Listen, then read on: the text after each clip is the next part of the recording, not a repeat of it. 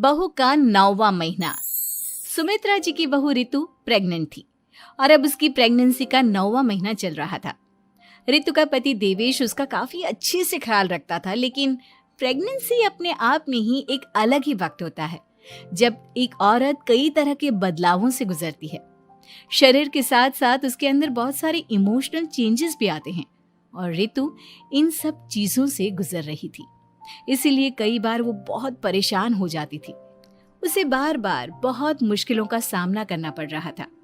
एक दिन अचानक शाम के वक्त रितु जोर जोर से रोने लगी। अरे रितु बेटा, क्या हुआ? तुम रो क्यों रही हो? कुछ नहीं मम्मी जी, बस बहुत परेशान हो रही हूँ मैं। हाँ बेटा, वो तो मुझे भी दिख रहा है, तभी तो रो रही हो तुम। लेकिन परेशानी के पीछे की वजह तो बताओ, आखिर बात क्या है? किसी ने कुछ कहा क्या तुमसे? नहीं मम्मी जी, किसी ने कुछ भी नहीं कहा, बस ऐसे ही मेरा मन कर रहा है रोने का। अरे बेटा, ये क्या बात हुई? रोने का मन कर रहा है? अरे तुम माँ बनने वाली हो, अगर इस तरह रहोगी ना तो बच्चा भी रोने वाले नेचर का पैदा होगा। तो फिर मैं क्या करूं मम्मी जी? मुझे बता अपने दिल की बात, मेरे साथ शेयर कर कि क्या परेशानी है। वो क्या है ना मम्मी जी, मैं अपने पेट की तरफ देखती हूँ ना तो अजीब सी घबराहट होती है। अरे लेकिन क्यों बेटा? तुम्हारे पेट में तो तुम्हारा आने वाला बच्चा है, इसे देखकर तुम्हें खुश होना चाहिए। मम्मी जी, वो क्या है ना, मेरा पेट इतना बड़ा हो गया है, शरीर की हालत ऐसी हो गई है तो सोच सोच कर डर लगता है कि मैं कभी फिर से पहले जैसी स्लिम और ब्यूटीफुल हो पाऊंगी क्या। अरे बेटा, ये तो कुछ दिनों की बात है, सब कुछ बिल्कुल पहले जैसा हो जाएगा। कुछ दिनों के बाद तुम्हें चिंता करने की कोई जरूरत नहीं होगी। रितु, क्या हुआ? तुम बार बार करवटें क्यों बदल रही हो? रात के 2 बज रहे हैं, सो जाओ ना अब। देवेश, नींद नहीं आ रही है, मैं ठीक से सो नहीं पा रही हूँ। अरे ये क्या, तुम तो उठकर बैठ गई। इस तरह बैठे बैठे पूरी रात बिताओगी क्या? क्या करूं देवेश, पेट की वजह से जैसे ही लेटती हूँ अजीब सा लगने लगता है, ठीक से सो भी नहीं पाती। तुम एक काम करो, अपने पेट के बगल में एक तकिया लगा लो, तुम्हें ठीक से नींद आ जाएगी। वो भी करके देख लिया, अब तो लगता है जब तक बच्चा इस दुनिया में नहीं आएगा मैं ठीक से सो भी नहीं पाऊंगी। रितु, बच्चा आने के बाद कौन सा चैन की नींद सो पाओगी? कम से कम अब तो आराम कर लो। तुम सो जाओ देवेश, मैं बैठे बैठे ही अपनी नींद निकाल लूंगी। और फिर कुछ दिन के बाद सुमित्रा जी के घर पर कुछ परिचित लोग मिलने के लिए आते हैं। मम्मी जी, आप उन लोगों के साथ बैठकर बातें करिए, मैं सबके लिए चाय बना देती हूँ। अरे नहीं नहीं बेटा, मैं कर लूंगी, अभी तुम्हारी तबीयत ठीक नहीं है ना, तुम आराम करो। अरे मम्मी, घर के छोटे मोटे काम तो मैं करती हूँ ना, चाय बनाने में कैसी प्रॉब्लम? अच्छा ठीक है, अगर कोई परेशानी नहीं है तो बना दो चाय। अरे ये क्या बात है सुमित्रा जी, आप तो दादी बनने वाली हैं। हाँ जी, बस ठीक ठाक तरीके से मेरा पोता या पोती इस दुनिया में आ जाए तो चैन हो जाए। सही कहती हैं बहन जी, एक औरत के लिए ये वक्त बहुत मुश्किल होता है। वैसे बहू की तबीयत तो ठीक है ना? हाँ, तबीयत तो ठीक है, बस ऐसे ही थोड़ी बहुत परेशानी है जो इस वक्त होती है, उसी से गुजर रही है। पहली बार माँ बन रही है ना, कभी कभी परेशान हो जाती है। सुमित्रा जी रिश्तेदारों से बात करती है और उन्हें काफी देर हो जाती है। रिश्तेदारों के जाने के बाद, अरे रितु बेटा, तुम अभी तक किचन में काम कर रही हो? मैंने तुम्हें मना किया था ना, इतनी देर खड़े रहने की क्या जरूरत थी? मम्मी जी, वो मुझे लगा रात के खाने में देर हो जाएगी, इसलिए मैं साफ उधर बिजी थी तो मैं खाना बनाने लग गई थी। अरे बेटा, तुम तो बिल्कुल कुछ भी नहीं समझती, जरा अपने पैरों की हालत तो देखो। हाँ मम्मी जी, मुझे भी ना पैरों में बहुत भारीपन लग रहा है। ये भारीपन नहीं है, ज्यादा देर खड़े रहने की वजह से तुम्हारे पैरों में सूजन आ गई है। अब कमरे में जाकर आराम करो, चलो। और सुनो, अपने पैरों के नीचे ना तकिया लगा लेना, सर के नीचे मत लगाना, ठीक है? अपने कमरे में जाने के बाद यार ये प्रेगनेंसी भी कितनी अजीब चीज है, कभी रोने का मन करता है, कभी हंसने का।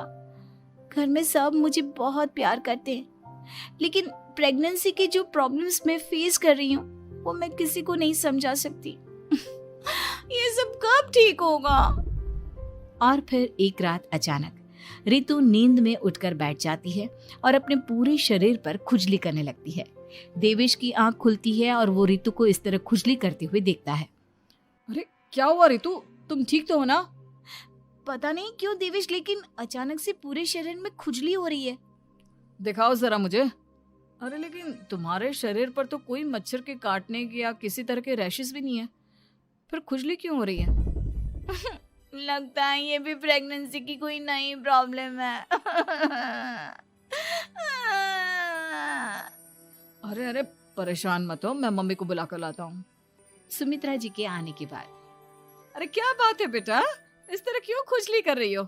अचानक से क्या हो गया तुम्हें? मम्मी जी ऐसा लग रहा है जैसे सर से पैर तक पूरे बदन में मच्छरों ने काट लिया हो।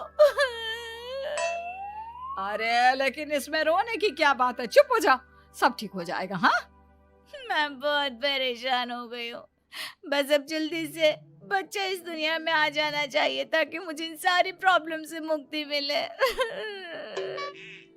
ऐसा नहीं कहते रितु, माँ बनना तो दुनिया की सबसे बड़ी खुशखबरी है और ये सारी परेशानियां तो सबके साथ होती है। जानती हूँ, लेकिन फिर भी क्या करूँ, रात को सो नहीं सकती। कभी पेट भर के खाना खा लेती हूँ तो उल्टी करने का मन करता है। ज्यादा देर खड़ी हो जाती हूँ तो पैर में सूजन आ जाती है। ज्यादा देर बाहर घूमने भी नहीं जा सकती वरना टॉयलेट की प्रॉब्लम। ये सब कब ठीक होगा? कुछ दिन और बीत गए और अब तक रितु का 9वां महीना खत्म होने का वक्त आ गया था। अब हर दिन रितु बस यही सोचती थी कि उसका बच्चा इस दुनिया में आने वाला है।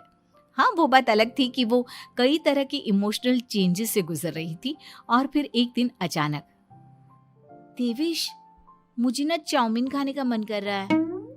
अभी रात के 12 बजे? अरे रितु, इस वक्त चाउमीन कहाँ से लेकर आऊंगा मैं? किसी होटल में फोन करो ना, कोई तो डिलीवर करता होगा ना इतनी रात को। नहीं नहीं रितु, इतनी रात को कोई डिलीवर नहीं करता, तुम कल खा लेना, मैं कल तुम्हारे लिए लेकर आऊंगा बस। नहीं, मुझे अभी खाने का मन कर रहा है, मुझे अभी खाना है। अच्छा अच्छा ठीक है, एक काम करो, मैं किचन में जाकर तुम्हारे लिए मैगी बना कर लाता हूँ, क्या पता उसे खाकर तुम्हारा मन ठीक हो जाए। हाँ ठीक है। देवेश रितु को मैगी बनाकर खिला देता है, लेकिन अगले दिन अचानक से रितु की तबीयत खराब हो जाती है। क्या हुआ है बहू को? बेटा तूने कुछ उल्टा सीधा तो नहीं खा लिया ना? मम्मी वो कल आधी रात को चाउमीन खाने की बात कर रही थी तो मैंने इसे मैगी बनाकर खिला दी। अरे लेकिन एक बार मुझसे तो पूछ लेता, इसी वजह से उसे अजीब सा लग रहा है। कोई बात नहीं, वैसे भी बच्चा आने का वक्त पास आ गया है ना, इसलिए ये सब चीजें हो रही है। मेरे पेट में बहुत दर्द हो रहा है, जब से मैगी खाई है तब से पता नहीं क्या हो गया। अरे कुछ नहीं हुआ बेटा, बस कुछ दिन की बात और है, परेशान मत हो। चल हम तुम्हें ना डॉक्टर के पास ले चलते हैं। हॉस्पिटल जाने के बाद, डॉक्टर साहब, मेरी बहू की तबीयत ठीक तो है ना? हाँ, वैसे तो सब कुछ ठीक लगता है, डाइजेशन का प्रॉब्लम हो गया है, ऐसे वक्त में हो जाता है। प्रेगनेंसी की वजह से पेट के ऊपर बहुत प्रेशर आ जाता है, इसलिए डाइजेशन थोड़ा वीक हो जाता है। और उन्होंने रात के वक्त मैगी खा ली, इसलिए उनको ये प्रॉब्लम हो गया। डरने वाली कोई बात नहीं है। थैंक यू डॉक्टर साहब, अब हम इसका ध्यान रखेंगे। लेकिन अब रितु की डिलीवरी का वक्त पास आ गया है, आपको उनका पहले से भी ज़्यादा ध्यान रखना होगा। मैंने चेकअप कर लिया है, 1 सप्ताह के अंदर रितु की डिलीवरी होने के पूरे चांस है। एक दिन अचानक किचन में काम करते करते रितु के पेट में बहुत तेज दर्द होने लगता है। देवेश, मम्मी जी जल्दी आइए।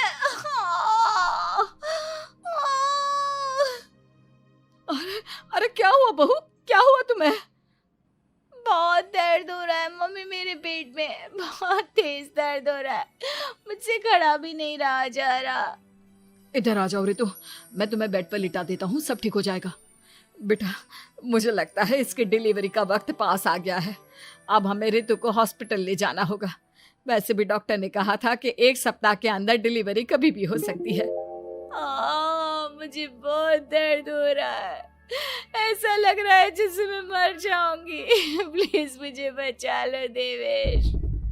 अरे रितु, घबराओ मत, ऐसा कुछ नहीं होगा।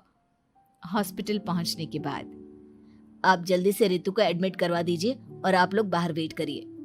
नहीं, मुझे बहुत दर्द हो रहा है। रितु, समझने की कोशिश करो, सब कुछ ठीक हो जाएगा। रितु को लेबर पेन शुरू हो गया था और वो काफी तकलीफ से गुजर रही थी। एक बच्चे को जन्म देते समय औरत जिस तकलीफ से गुजरती है उसे सिर्फ वही समझ सकती है। रितु की तकलीफ को देखकर देवेश भी काफी इमोशनल हो गया था। रितु को इस तरह चीखते देखकर उसे बहुत दुख हो रहा था, लेकिन आधे घंटे के बाद जब डॉक्टर अपने हाथ में रितु और देवेश की छोटी सी बच्ची को लेकर आया तो रितु के चेहरे पर स्माइल आ गई। रितु, ये देखो, तुम्हारी और मेरी नन्ही सी बेटी। ये तो एकदम परी की तरह दिखती है। दिखेगी क्यों नहीं, एकदम तुम पर गई है ना, इसलिए। लेकिन मम्मी, उसकी नाक तो मेरे जैसी है। अच्छा ठीक है, नाक तुम रख लो, बाकी सब मेरे जैसा। देखा रितु, तुमने कितनी तकलीफ सही, लेकिन उस तकलीफ के बदले तुम्हें भगवान ने ये छोटी सी परी दे दी। और ऐसा सब औरतों के साथ होता है। तुमने बहुत हिम्मत रखी है बेटा, और इसका नतीजा आज हमारे सामने है।